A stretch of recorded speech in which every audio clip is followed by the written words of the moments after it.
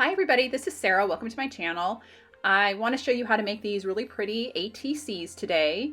I had a little problem with the audio on my camera, so I'm going to do a voiceover today.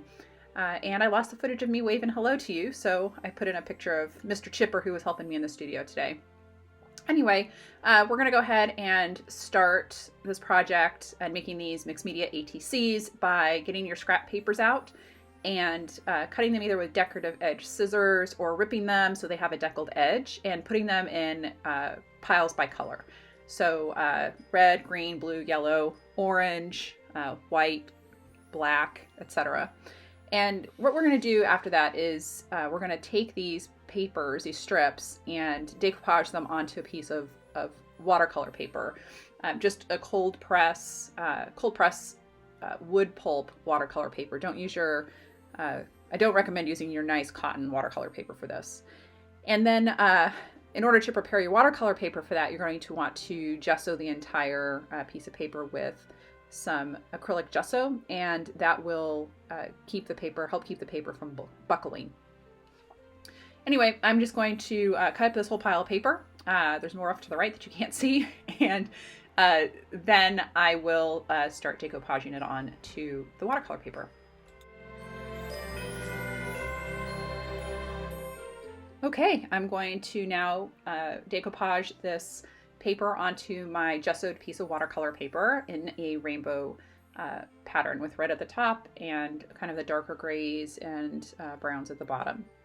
I'm making sure to put a really heavy layer of Mod Podge on the watercolor paper, and then for any heavier pieces of paper, I have some leftover mixed media mashup papers and some other thicker cardstock. I'm putting some more Mod Podge on the back of those before I stick them onto the watercolor paper to be sure they hold.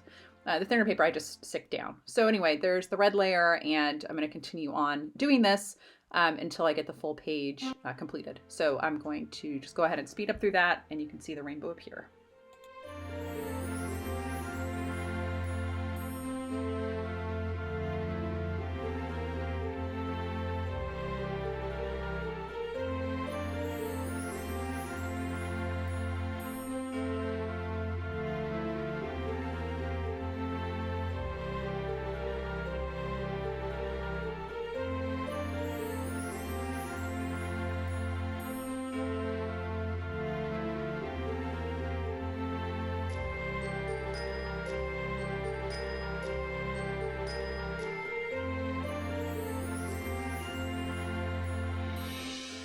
All right, as soon as I get done with this, I then put a layer of Mod Podge over the top of the entire piece of paper to hold down all of the corners and make sure the paper is really well adhered to the watercolor paper.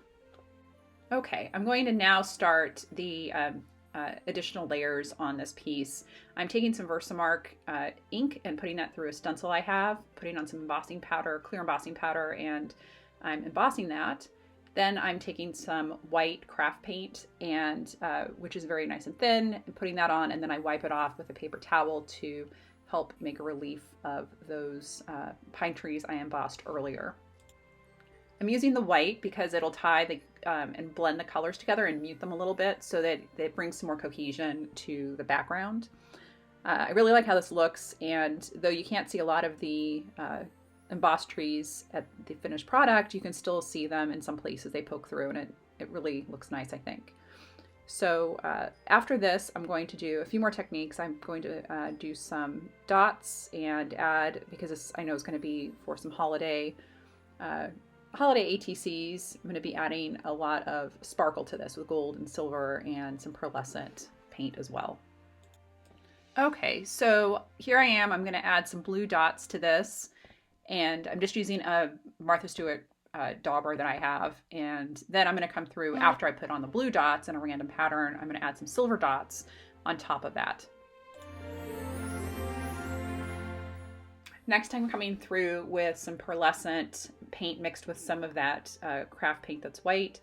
And I'm using another stencil, and I'm coming across here to give it another dimensional layer and to, again, help bring the colors and make them a little bit more cohesive. I really like these stencils. I got these at Michael's a long time ago, and they work really well. They're nice and thin, and easy to wash, which is nice. The other thing I would say here is that really, this is all about putting different textures and patterns. I'm planning on mailing these, so I didn't want to have a lot of additional thickness, so I didn't use texture paste, but that would actually be a really good option here if you're not going to be mailing these, or you're going to use a padded envelope or something. You can go ahead and use some texture paste here, even some colored texture paste. That's really pretty nice, I think.